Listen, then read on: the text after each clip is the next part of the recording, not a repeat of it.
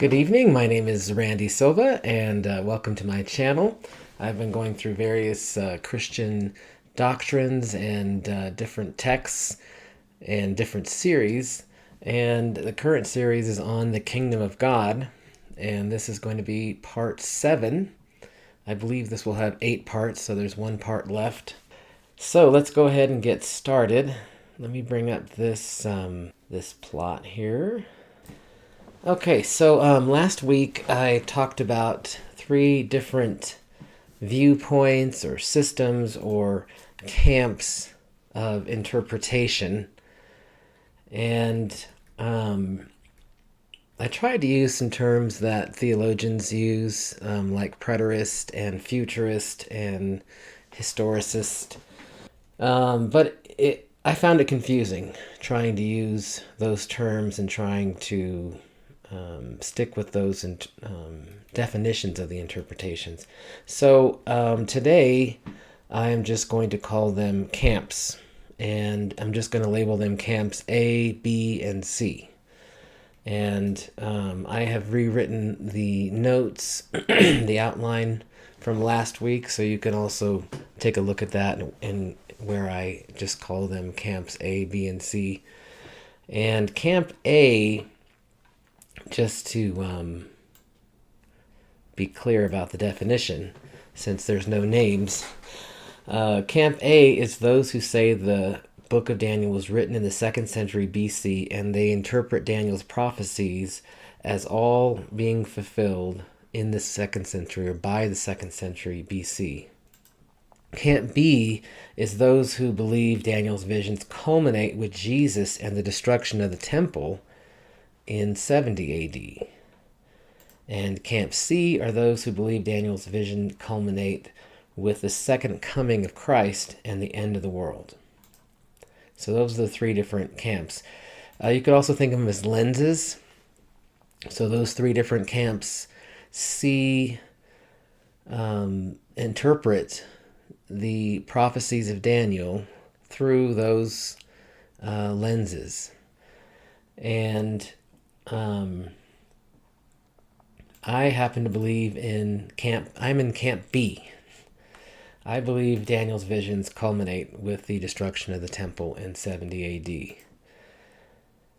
But I wanted to give the other interpretations their chance, and I have actually learned quite a bit more about them, about the other views.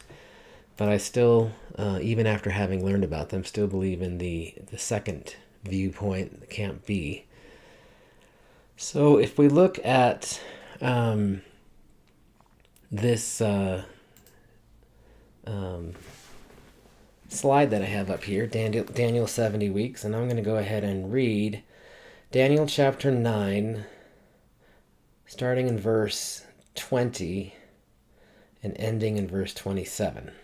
So it says, "While I was speaking and praying, confessing my sin and the sin of my people Israel, and making my request to the Lord my God for his holy hill, while I was still in prayer, Gabriel, the man I had seen in the earlier vision, came to me in swift flight and about the time of the evening sacrifice.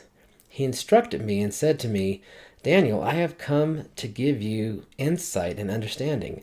As soon as you began to pray, a word went out, which I have come to tell you, for you are highly esteemed. Therefore, consider the word and understand the vision.'" This is verse 24. 70 sevens are decreed for your people and your holy city, to finish transgression, to put an end to sin, to atone for wickedness, to bring in everlasting righteousness, and to seal up vision and prophecy, and to anoint the most holy place. Know and understand this: from the time the word goes out to restore and rebuild Jerusalem until the Anointed One, the ruler, comes, there will be 7 sevens and 62 sevens. It will be rebuilt with streets and a trench, but in times of trouble. After the 62 sevens, the Anointed One will be put to death and will have nothing. The people of the ruler who will come will destroy the city and the sanctuary. The end will come like a flood. War will continue to the end, until the end, and desolations have been decreed. He will confirm a covenant with many for 1 7. In the middle of the 7, he will put an end to sacrifice and offering. At the temple, he will set up an abomination that causes desolation until the end is decreed. That is decreed, is poured out on him.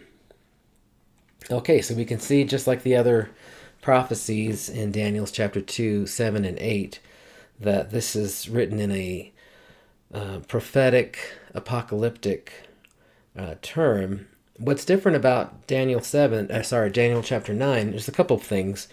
One is we aren't given the vision. So in the other, the dream of Nebuchadnezzar and the beasts and the other beasts of Daniel's chapter 7 and 8, they both contain different beasts and animals.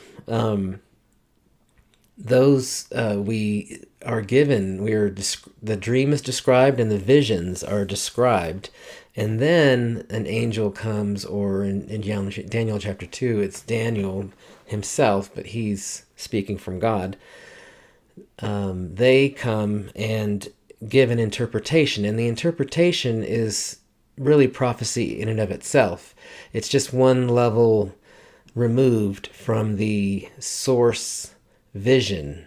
And you can see how if Daniel had just written down these visions, then it would be very, very difficult to figure out what what God was talking to, given to Daniel. But fortunately, there was interpretation given, and the interpretation ends up being like a key, because you can see how the apocalyptic style, the numbers and images and creatures, how they are interpreted and become a prophecy. So that's one difference in Daniel chapter 9. That is, the vision itself is not given. But you can kind of tell what it was, given the interpretation given by Gabriel here. And that's what I have drawn up here. So we're going to go through the different viewpoints of this. But in general, what you see is that there are 70 total weeks, and they're divided into 3 different parts. There's a part of 7 weeks, a part of 62 weeks, and then a part of 1 week. The parts of 7 and 62 are given pretty specific things that will happen. The last one seems to be a little bit more symbolic, no matter which camp you're in. And it begins by saying that the word will go out to rebuild Jerusalem. And then it ends by saying he will confirm a covenant with many for 1/7. Okay, so I'm going to leave that up. And let's go to the interpretation for Camp A. Now remember, Camp A is for theologians who say the book of Daniel was written in the 2nd century, and they believe that it was all fulfilled by the end of the 2nd century, specifically 160 BC. So for them, they really view all of these 70 weeks as symbolic. And I should say that there's a little bit of, complexity here, because the angel is interpreting the vision, and then Daniel's writing it down in Hebrew, and then translators are later coming on. Like I was reading from the NIV translation, the Word Study edition. They are coming along and interpreting those Hebrew words. And I think that they make it stranger than it needs to be. For instance, you can see this with this word 7s. They'll put it in quotes, and they will say that they'll use that throughout the 7s. But really, the word that's there in Hebrew is just the word for week. So it could have just been 70 weeks, and you wouldn't need quotes, and you wouldn't have to call them 7s, And that would take a little bit of the enigmaticness from the interpretation. I think maybe they want it to be enigmatic sounding because the interpretation or the words or the setup for this, the context is enigmatic. But I think we know that, and then it would be easier just to use what those words are. So that word is in Hebrew Shabua, and it just means a week. Sometimes it's referred to as 7 days, but almost always it's translated as a week. And then the end of the period, it says that transgression and sin will end and be atoned for. Well, that's really bizarre, because I wonder what he means there. That's what we'll try to figure out. And then it talks about everlasting righteousness being brought in, vision and prophecy being sealed. And then it says at the end of verse 24, and to anoint the most holy place. So the words holy and place are not there.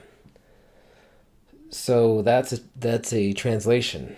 They chose to do that. The actual word that's there is kodesh, and it just means holy or sacred thing. So I think given the context of this, they could have just used the words or the phrase, a very holy thing will be anointed. But, who uses the word thing in translating? They want to sound like they know what they're doing, and so that's why they said the most holy place. But I think that is confusing. So really, it's just talking about vision and prophecy being sealed up and a very holy thing being anointed. Okay, so that was just to clear up some of that stuff. So Camp A, again, talking about Camp A, they see these 7 weeks as symbolic or historical prediction, and they see it as the events surrounding the Maccabean period. So this is really a continuation from what I was talking about in Daniel 7 and 8. They thought the same things of Daniel 7 and 8, that this all had to do or culminates with the Seleucid Empire and Antiochus IV and the persecution that Antiochus IV brought in, which then the Jews revolted, the Maccabees revolted, and it was called the Maccabean period, the Maccabean War, and the Maccabean period. So they have to, because those numbers don't really align with anything, this particular view has to say that really all 70 weeks are not literal, but symbolic time frames. And they say that the first, so again, remember it's divided up into 7, 62, and 1.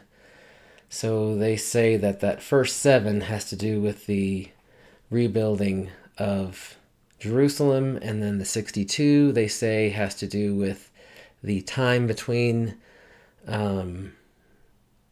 when this was finished and then when the Maccabean, Antiochus IV appeared. And they see that is a kind of a waiting period, this long waiting period, and they continued to be oppressed. It just wasn't as bad until when Antiochus IV came along. He really had it out for the Jews.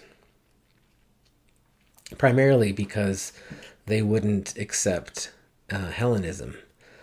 All of the empires wanted the peoples that Greece conquered to see how awesome Hellenism was. A lot of them just sort of adopted it because it was better than their culture, I guess they thought. But of course the Jews are not that way. They are the holy people of God, and they're very stubborn in that, as they should be. And so they rejected it, and most of the emperors and kings just sort of kind of went along with it, but Antiochus IV would not have it. Okay, so they think that the anointed one is the Messiah. And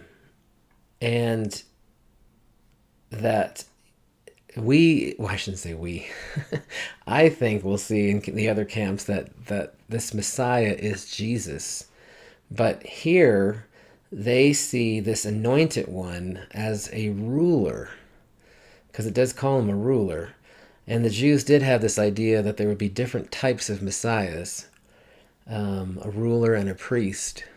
And so they think this was kind of version one of the Messiah, a ruler. And a lot of theologians identify a figure called Ananias III. He was the high priest of the Jews in this Antiochus IV period. And he was deposed and killed around 171 BC, shortly before Antiochus IV rose to power. And this death is seen as a key event that led to the persecution of the Jews under Antiochus. Okay, so that's, you'll see that the rest of the other parts, I'll put it in the notes, but they all fall from that and that, or come from that, in that the end of sin and righteousness and the abomination have to do with the destruction, or the not the destruction, because Antiochus IV didn't destroy the temple. He turned it into a brothel and changed it from being the temple of God into some pagan thing. And so that is how they see that, what that is. And then they see them being delivered from God, by God, delivered from Antiochus IV through this revolt that they had. And it was quite a miraculous revolt. It's where the holiday from Hanukkah comes. And they were outnumbered and outgunned, as it were. But they were able to drive out Antiochus IV over a period of time. Okay, so let's start talking about Camp B. I guess maybe I'll give more detail about this, since this is the one that I subscribe to. So in Camp B, and I'll bring up, let's bring up another slide here. So this one I filled in with some pretty specific dates and times. So one thing you'll find is that this idea of the word going out to rebuild Jerusalem, it actually happened a couple of times. And so you have to kind of choose which one you're going to use. But the one that's most often chosen, and I think the one that makes the most sense, is it's called the First Decree of Artaxerxes, and that happened in 457 BC. And that's when it actually, things actually happened. They weren't just decrees. That's when materials were and money were given, and the construction actually took place. And it's difficult to figure out how long it took, but it is likely that it took around 49 years for Jerusalem to be rebuilt. And this is the time of Nehemiah. And so that idea that it will happen, what's the word that it uses? No one understands this. It will be rebuilt, but in times of trouble. So you could see that when it was rebuilt, that's where Nehemiah talks about how he had to post guards and assign different parts of the wall to families, and he had to rebuild those walls before they could get into rebuilding any other part of the city. Otherwise, people would just come in and wreck what they had started. Excuse me. Okay. So that's the first 7 of the 77s, and then the 62 sevens also appear to be at least in this interpretive view, a literal period of 62 times 7 years. So from 408 BC to 28 AD is 483 years. Or actually, no, that's not right. From 457 to 28 AD is 483 years. The other thing you'll see is there's a little bit of fudge to either of some of these dates because we don't exactly know what time of the year it was described. And we're also talking about the Jewish calendar, which starts around March. It's not even a particular exact time, but it starts around the end of March, the beginning of April. And sometimes there's 12 months, lunar months, and sometimes there's 13. And so it doesn't really line up exactly with a Julian, Gregorian kind of calendar. But the date of 28 AD is within range of when Jesus may have been excuse me, crucified. And so that's when it talks about the anointed one being put to death. That's in verse 26. And I put a couple other important dates. And that's because some of these sometimes are known better than others. So we don't know exactly when Jesus was born, but we do know when Herod dies, and we do know when this census was taken. And so those events sort of bracket when these things could have been. Now, what you will see in, I guess you could call it my interpretation. Again, a lot of this I got from that book I was talking about at the beginning of part 6, which is Daniel, Prophet to the Nations from John Oakes. But also some of these ideas are my own because it's difficult to figure out what happened in this last week, the 70th week. And that one seems to be symbolic. In this particular interpretation, it has to be symbolic because what happened 7 years after Jesus' death? We don't really, nothing big. It wasn't the destruction of the temple. And so how do you get to 70 AD from 28 AD? Well, it has to be something symbolic. And so in my interpretation, I say that that's 42 years. 42 years, if you remember from the symbols and numerology of the apocalyptic style, is a time of persecution. It comes from a time times and a half a time and 3.5. Excuse me. So that's where I get to 70 AD. And then I say that this other half, the last half, is really ongoing. That he will confirm a covenant with many. And that has to do with the new covenant going out, the gospel going out from Jerusalem.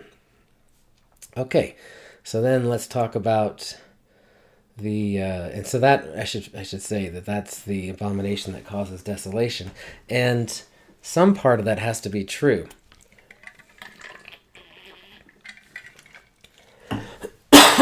Sorry, my throat is very dry and ticklish. Okay, so that because Jesus in Matthew 24 verse 15 says that again that Daniel is a prophet, and that that you will see this abomination that causes desolation yet to come. And so that's from Jesus' perspective, which of course we believe Jesus, and he would have known what's going on. Okay, so then Camp C, the third camp, that is those who believe that everything culminates with the second coming and the end of the world. So let me take that slide down and we'll just go to me. There I am.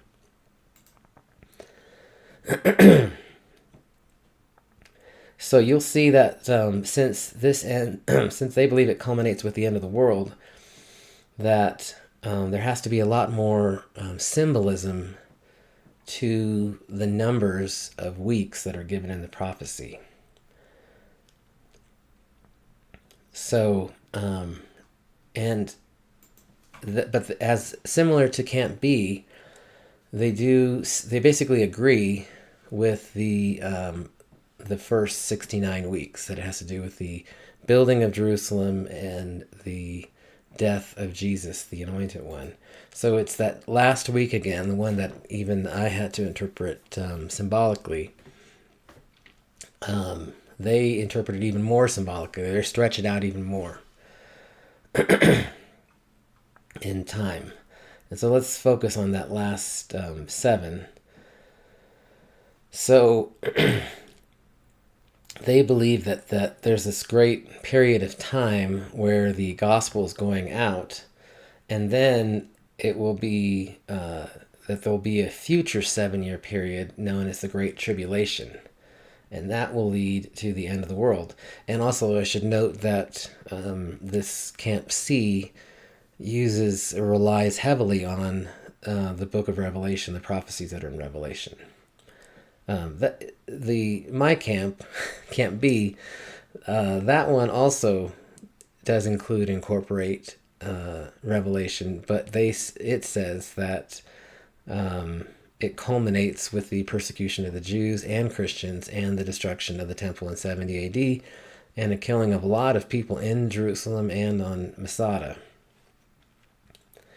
But here in this kind of futurist view in Camp C, they believe that this ruler who will come is the Antichrist, that he will come at this very late period, even in the future. He hasn't come yet, and that will begin this time of tribulation. And in the middle of the period, after 3.5 years, again 3.5 also has some symbolism. They believe the Antichrist will break this covenant and put an end to sacrifice and offerings, and they associate that with the abomination that causes desolation. So this has to do with something that happens with the church or with the kingdom of God towards the end of time in this great tribulation period. And then the week ends with the final judgment and destruction of the Antichrist. And it culminates in the second coming of Christ, the defeat of evil, and the establishment of God's eternal kingdom. So, and I think I've used the terms, probably have heard me use the terms pre-millennial and post-millennialist. So there are there are at least 2 kind of sub-camps, Camp C.1 and C.2, that have some slightly different timings of when Jesus comes, when there's a rapture of people, if there's just 1 or 2. But I don't have time to go into all those details, of course. But that is the third Camp C. Now, if you look at that last verse 27, this is the last week. It says, he will confirm a covenant with many for 1 7. In the middle of the 7, he will put an end to sacrifice and offering. At the temple, he will set up an abomination that causes desolation until the end is decreed. The end that is decreed is poured out on him. So one of the reasons why I believe in the Camp B is because it fits in with this idea of sin ending and transgression ending and wickedness being atoned for. Excuse me. And also to seal up vision and prophecy, because that's sealing up this vision, all the visions that Daniel has gotten. He's saying they all end at this time when the Anointed One comes and is killed.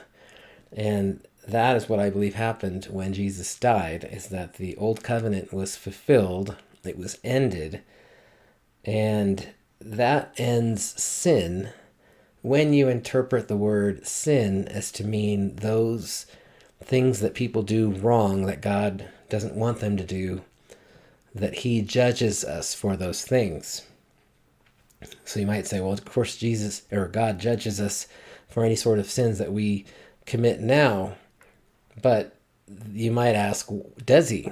Because if you believe in those who are Christians as being forgiven, then God doesn't judge us for those things. It doesn't mean that there won't be some sort of natural judgment. But in terms of our salvation, God doesn't judge us for those sins because our sins are forgiven, both our past sins and our future sins. So that's what it means to put an end to sin. It really means to put an end to what you could call charged sin, or sin that causes one to go to hell or lose or not be saved. That type of sin ended when Jesus died on the cross. And as I talk about in my first series, The Heir of the Spirit, when he rose from the dead, that allowed the Spirit to come and indwell in us. So no matter which view you subscribe to, especially views B and C that actually have some sort of prophecy, I really don't believe in Camp A. I think, well, I've already talked about that in some of the previous sessions, but I definitely don't believe in that.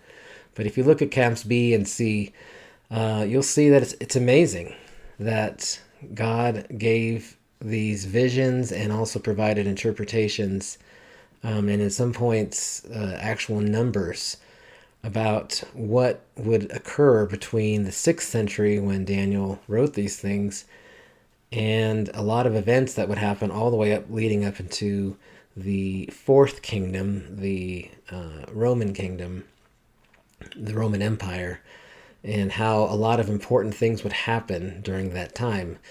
The most important of which is Jesus' life, birth, life, and then his death on the cross, which ended the Old Covenant, in my view, and that it would usher in a time of a new covenant, all that extends all the way up until to now. So that is what we will talk about in more detail next week as we end the series in part 8. We'll talk about how the New Testament, the Gospels, describe how this kingdom came to be and what happened at the end of the 69 weeks and the beginning of this last 70th week. So thanks again for joining me. Next week will be same time at 5 p.m. Thanks again. Remember to like and subscribe, and goodbye.